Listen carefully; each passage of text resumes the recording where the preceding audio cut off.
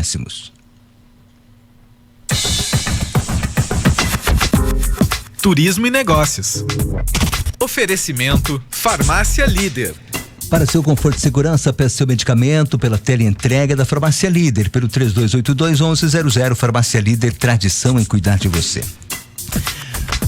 Pois é, um dos assuntos mais polêmicos do momento é sobre a ampliação da fiscalização pela Receita Federal. O governo federal publicou na última quinta-feira, dia 16, a medida provisória que reforça a gratuidade do Pix, além de proibir taxação do mecanismo de pagamento depois de não conseguir desmentir as fake news.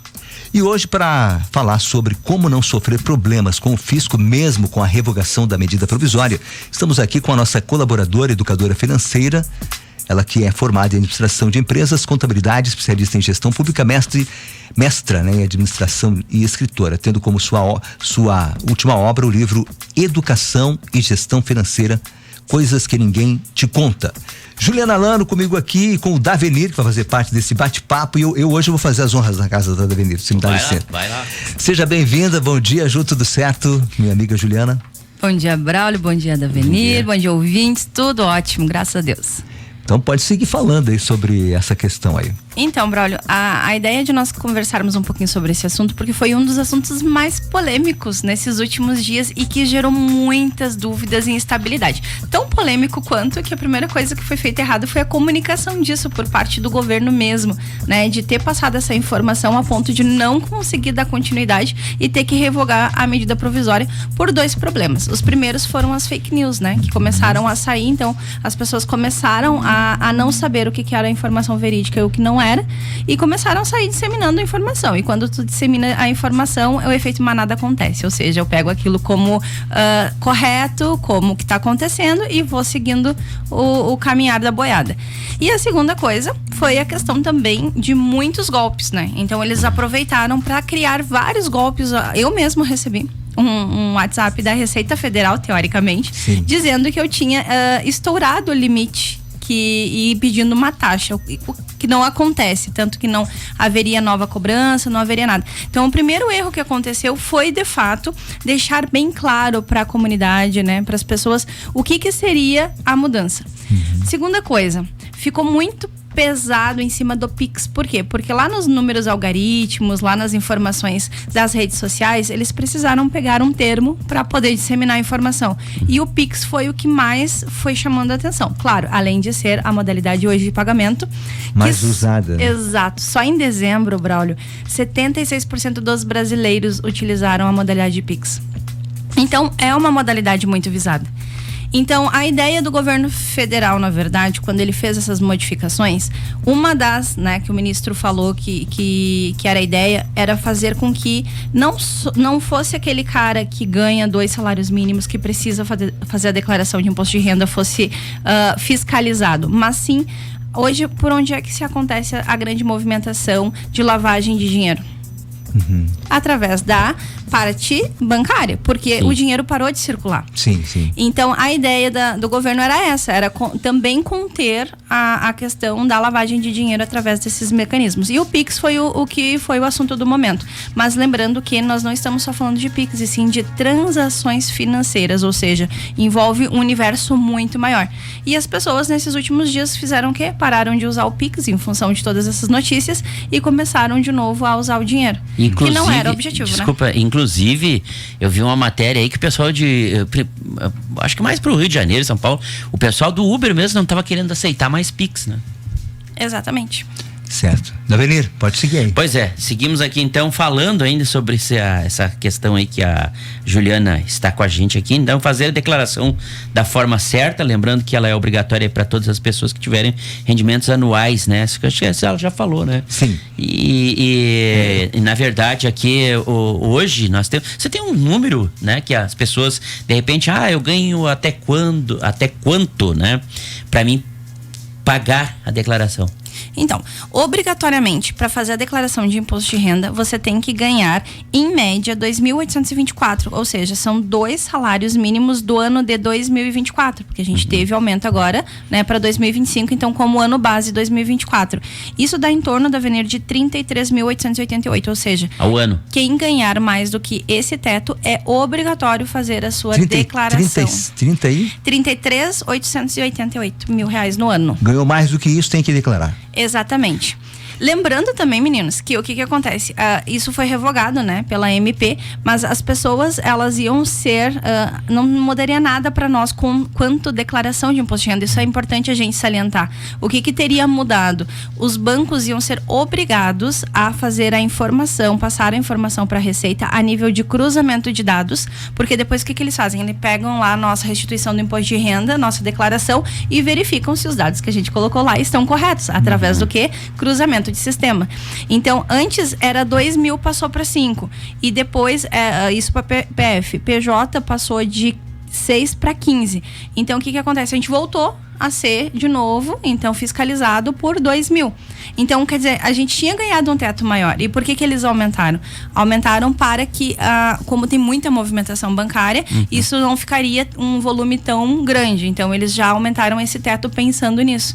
E as pessoas olharam isso com maus olhos, né? Porque, na verdade, a gente já estava sendo fiscalizado com 2.000 e, teoricamente, ninguém comentava sobre isso, né? Sim. Então, a declaração de imposto de renda, ela é muito importante. Não só, eu tenho que declarar mais, eu vou ter que tributar mais, vou pagar mais imposto de renda. Se você não fizer a declaração da forma correta, isso causa um monte de problemas a médio e longo prazo. Você vai justificar como para compra de um terreno, compra de um imóvel, compra de qualquer coisa de patrimônio, você precisa declarar que você tem dinheiro. Do nada eu apareço... Até um carro. Até o carro. Você aparece lá com um imóvel hoje de 200 mil reais e ganha 2 mil reais por mês, não faz declaração de imposto de renda. De onde é que saiu esse dinheiro? Então, a ideia do fisco é ele entender aonde que tá essas transações de dinheiro, por onde entra, por onde sai. Eles não vão pegar no mês lá e fazer o resultado e ver, tu gastou, tu comprou, ganhou 5 e gastou 3. Não era essa a ideia. A ideia era cruzar dados. Quanto você ganhou com quanto você gastou. A ideia não era, por exemplo, pegar aquela senhora lavadeira que lava roupa para, né, enfim, né, essas quem pessoas. Ganha pouco, né? Quem ganha pouco, né? A ideia era pegar os grandes mesmo, né? Certo. Exatamente. Ju, muitas MEIs estão sendo desenquadradas da modalidade. O que fazer para evitar? Exato. Porque das MEIs... Quando elas são desenquadradas?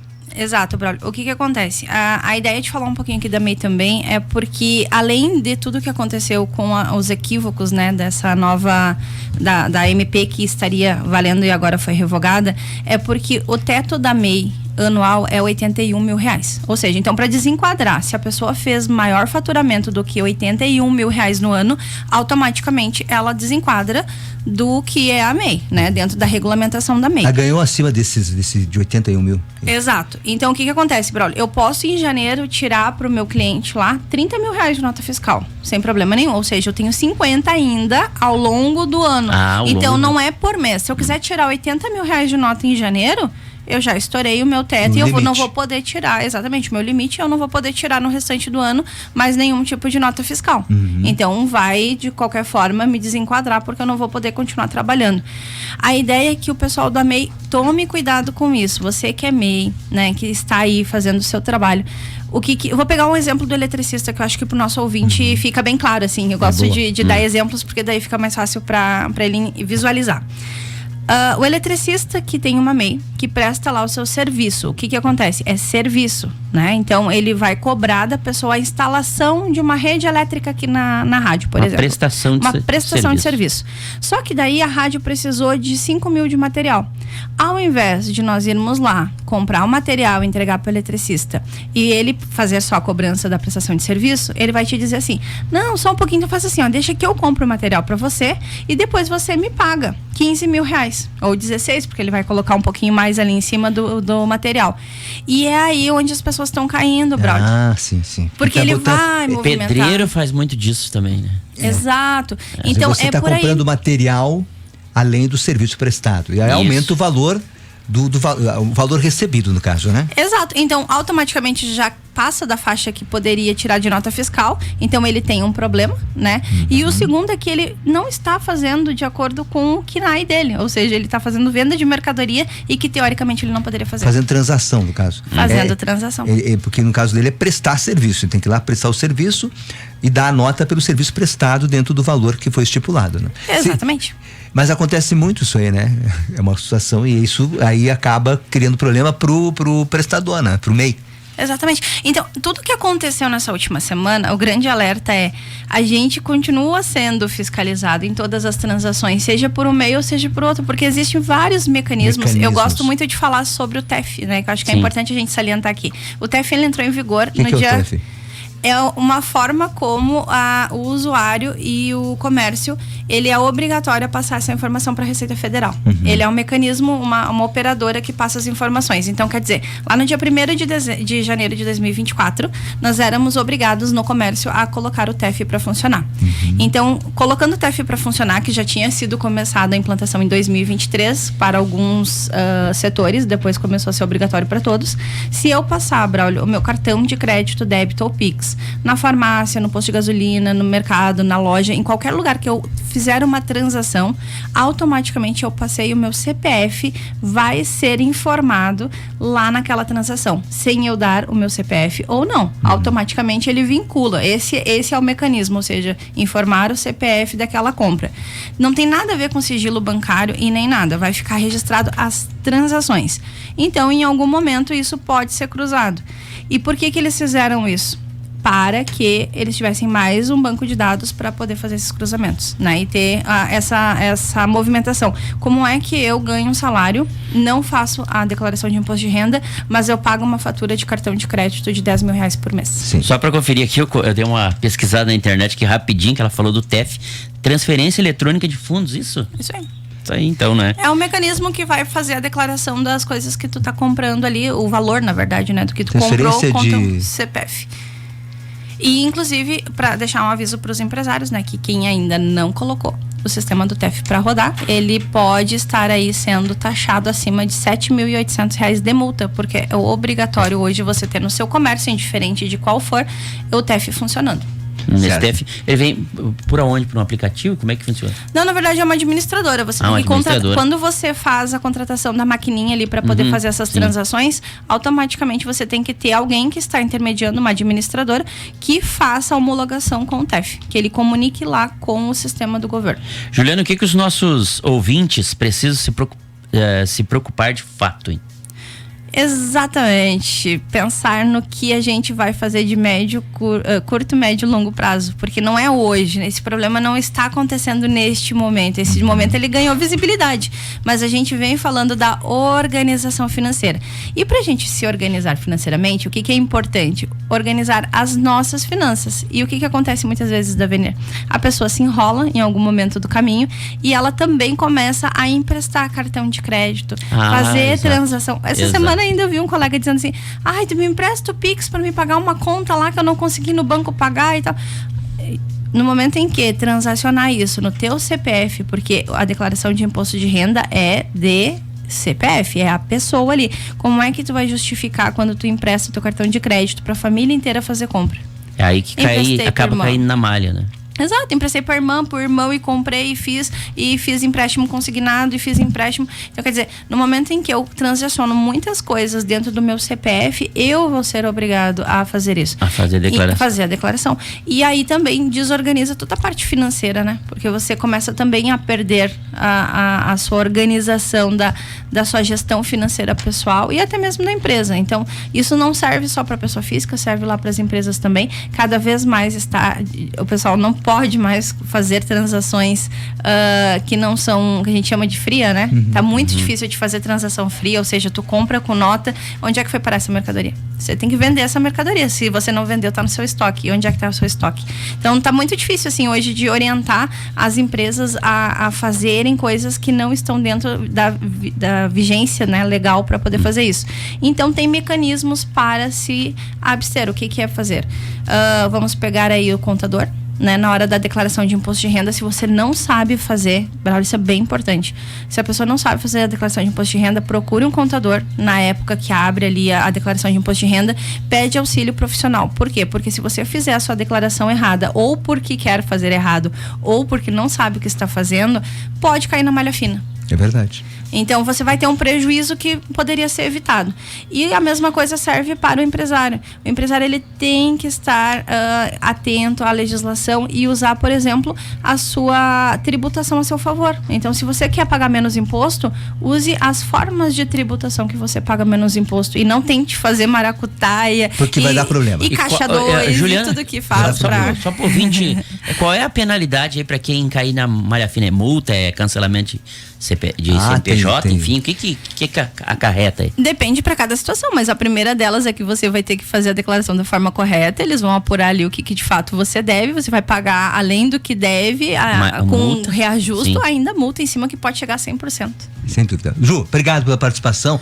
Juliana Lando, obrigado, querida, um abraço. Obrigada pelo espaço de sempre. Um abraço. Sucesso sempre. Obrigado, Davenir. Daqui a pouco você volta aqui também. E na sequência temos o professor Rogério Machado, para quem está com dificuldade de contratação, ele vai estar justamente nos ajudando a montar uma equipe de sucesso em seguidinha aqui do nosso GJR. Clube 885 e a hora certa. Hora certa, 8h36, temperatura que está nesse momento em 24 graus. Muito mais Clube 885. Conteúdo, música, podcast, YouTube, Instagram, blog, site, app, vídeo, foto, texto, entrevista e informação. Clube 885. Muito mais que rádio.